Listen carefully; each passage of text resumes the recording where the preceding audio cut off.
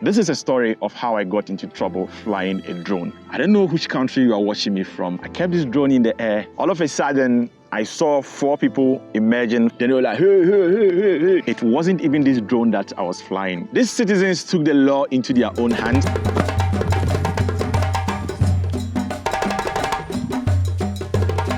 I don't have any B-rolls to show you. There was no cameras recording the incident.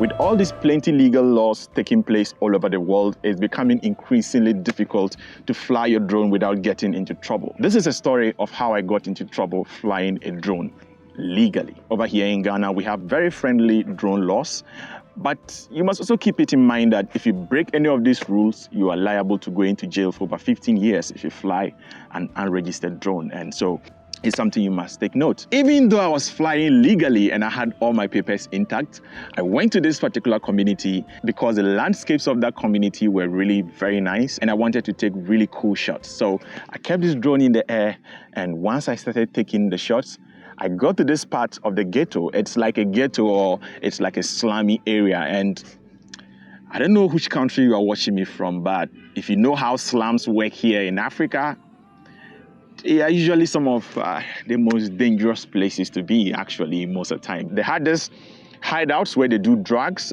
they do lots of weed. Here we call it Indian hemp. I'm not by any means condemning people who live in slums, because trust me, I have very good people, or I've met very good people in slums. But on the average, those areas usually house most of the top-notch criminals that you have on the streets of most of these African cities. All of a sudden, I saw 4 people emerging from my right. I saw another like 3 or 4 people coming. Then from behind, I saw another group of people all approaching me at the same time. And what happened was that from all this angle, all these guys started shouting and screaming, and they were running towards us.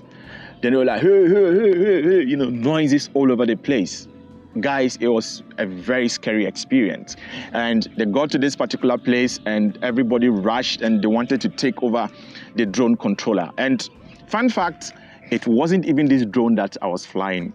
It wasn't even a DJI drone. It was actually the GoPro camera. And that camera drone actually belonged to a friend of mine.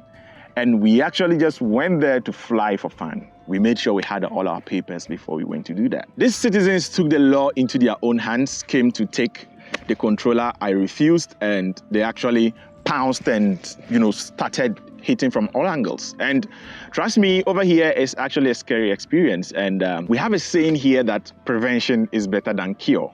And legally, even if you are within the legal framework, it's always better to save yourself first than to think, I'm right, I have all my papers and everything.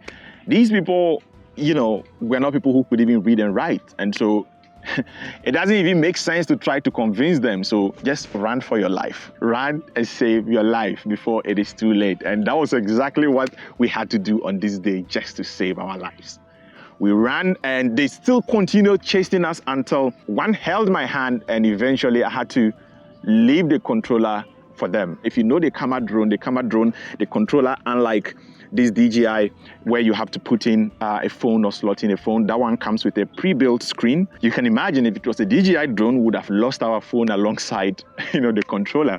But with that particular drone, with the camera, it doesn't need a phone to function because it has an inbuilt screen. And at that time, the drone was actually, you know, running out of battery. So we had already initiated the return to home. They kept the controller down, hit it with stones. And by that time, the drone was almost just dropping. And they pounced on the drone. They didn't even allow the drone to land. Someone jumped and held it, and they didn't know that drones were that dangerous. So even they themselves got wounded catching the drone.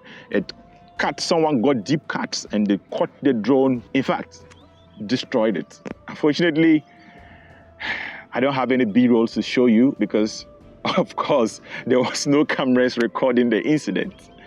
But yeah, that is quite a very scary experience, and it is not my intention to scare any of you who intends to buy a drone and coming down here in Africa and flying. Yes, we are very peaceful people. You can fly everywhere that you want, but you must be well aware that I know even for advanced countries, depending on where you are watching me from, I know for everywhere we have areas where we usually tag as, dangerous areas. And I know regardless of the country where you are, there are always areas like that. And so, yeah, take this as one of those experiences, but not to mean that in the streets of Ghana or most African countries, you run into such kind of a problem, because right after that problem till now, I've never run into such an issue. After the whole thing happened, we actually went to the police.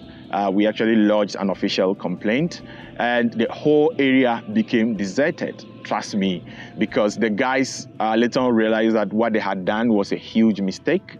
They had taken the law into their own hands, and they were not supposed to do that. And so for a whole week, the police tracked the area trying to fish out these criminals, and they deserted the whole area. They had this hideouts where they do drugs, they do lots of weed. Here we call it Indian hemp.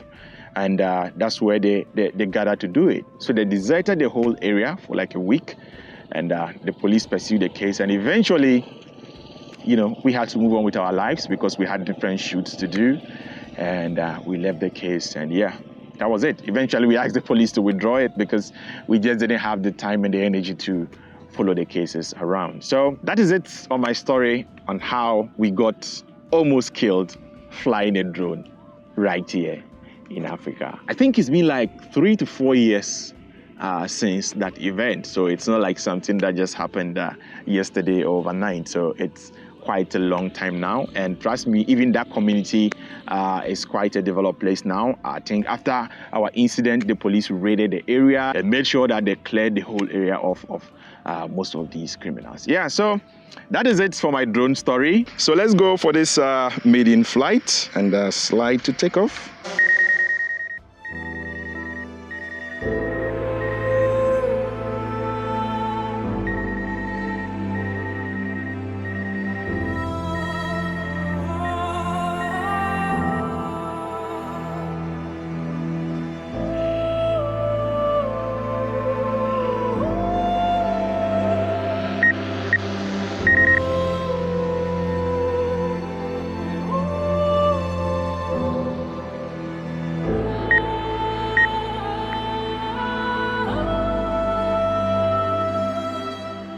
It's always fun, bringing out a drone like this and flying around an area like this. Very beautiful sunset.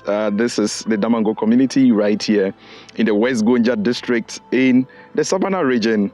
Of course, all this is located in the West African country of Ghana. And as you can see, really very beautiful locations over here.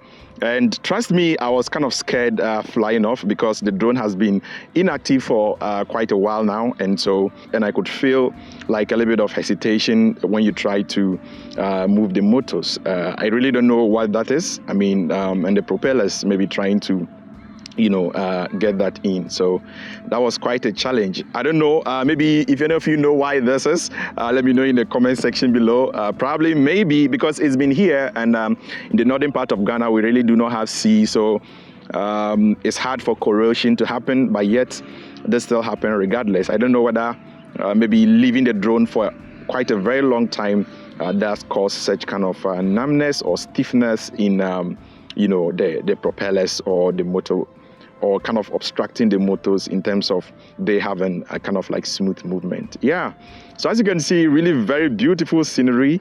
Damongo is quite a very nice town, and it's quite spacious, as you can see in terms of the layout of the town. And yeah, that is it. Really having fun flying this drone because like I said, it's really been a while that I've taken it on a maiden flight like this. So this is the community, this is the town where I live. I'm born and bred here in Ghana, and it's always quite, a nice feeling flying a drone off into the distance like this. And yeah, I'm trying to head back to where I am. As you can see, that big field over there, that is where I'm actually located.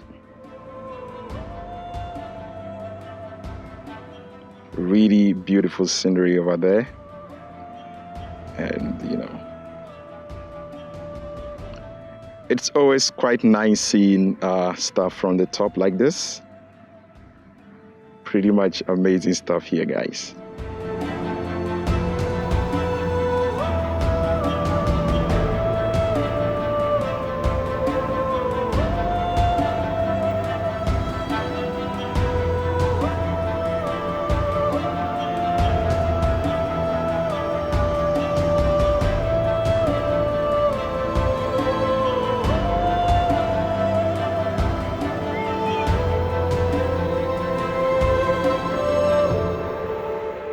And that is my brother filming me over there.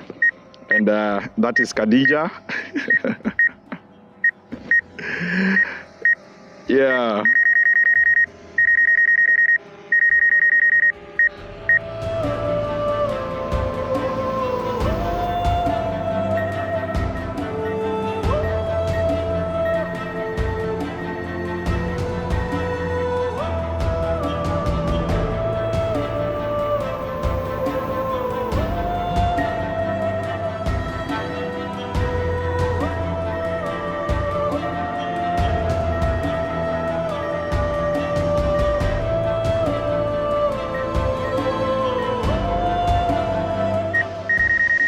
I have obstacle avoidance on, so at every point in time, this drone just keeps beeping.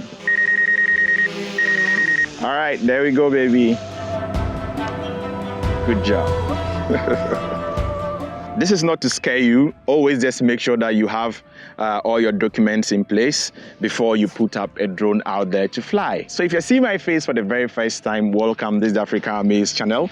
Over here, I do talk about cinematography, photography, editing, and all its related branches. We also watch movies and talk about other movie industries all across the globe. If all this sounds interesting, I'll do much appreciate it if you do click on the subscribe button. Please make sure to do turn on the post notification bell so you are notified anytime I drop awesome content like this right here from the continent of Africa. Please let me know in the comment section below what kind of shots you would want me to do using this drone. Please make sure to do click the like button because that goes a long way in helping other people discover this channel right here on YouTube. Until next time, as always, keep practicing filmmaking.